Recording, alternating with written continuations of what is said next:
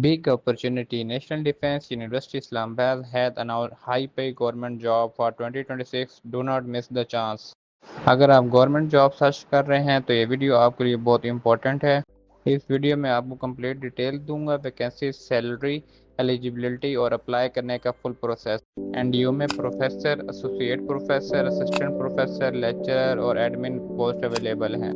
इन जॉब की सैलरी बहुत अट्रैक्टिव है, जो 1 लाख से लेकर 3 लाख रुपए से ज़्यादा तक जा सकती हैं। लास्ट डेट है 11 मई 2026, इसलिए जल्दी अप्लाई करें।